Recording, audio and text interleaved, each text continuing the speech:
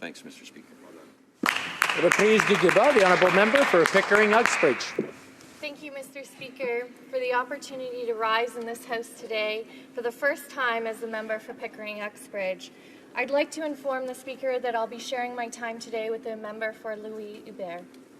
Mr. Speaker, I had prepared my remarks for today in response to the throne speech. However, I'd be remiss if I did not first acknowledge the tragic loss of one of my community members, Mr. Adam Wood, a teacher from Uxbridge who was killed in the tragic event in La Loche. In speaking with Mr. Wood's family, they asked for privacy while they mourn this tragic loss.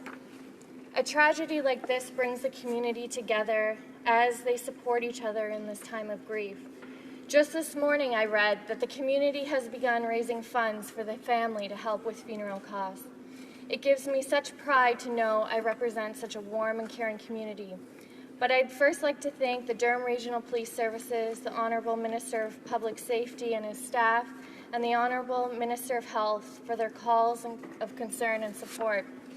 And my colleague, the member who represents the community of La Loche, who I'm sure is struck with grief for her own community, but called to see how the Wood family was doing and showed her support for our community in this difficult time, a gesture I very much appreciated, so thank you. I'm extremely proud to serve my community of Pickering-Uxbridge in this House.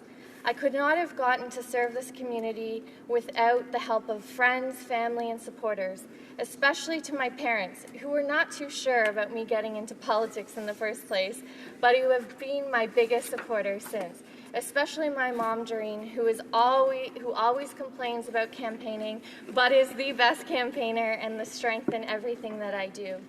Mr. Speaker, I was the youngest woman ever elected to Pickering City Council, and over the years I've worked to become regional councillor and deputy mayor.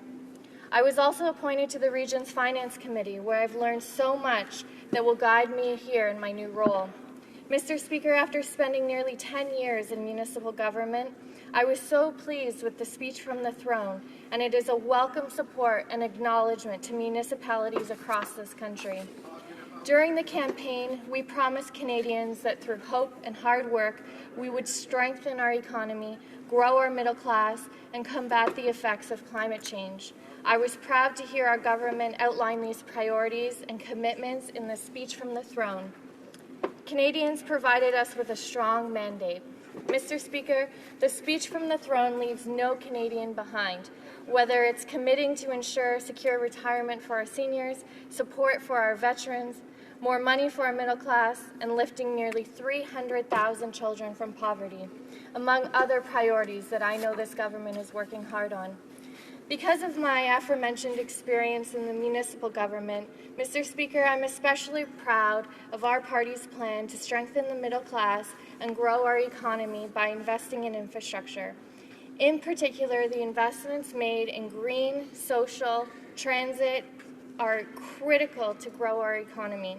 It's important our government provides stable, predictable, long-term funding for municipalities so they can plan informed and strategic investments. Investments that relieve transit gridlock, assist the most vulnerable in our society, and employ our citizens. Under the previous government, municipalities were constantly left in limbo and left wondering whether they would receive much needed funding. While municipalities are asked to provide 60% of all public services while only receiving approximately 9 cents of every tax dollar. Our government understands the burden placed on municipalities and is committed to partnering with them to provide the resources they need to help ensure our ambitious infrastructure commitments are successfully met. Mr. Speaker, creating long-term stable funding is not only the right thing to do because municipalities are asking for it, it is the more financially prudent thing to do. Thus, putting more money for municipalities, which keeps more money in taxpayers' pockets. Serving the residents of Pickering-Uxbridge is a great privilege. I want to again thank them for the trust they've placed in me, and I look forward to sharing their vision and their ideas for our riding and our country. Mr. Speaker, in our shared House of Commons. Thank you.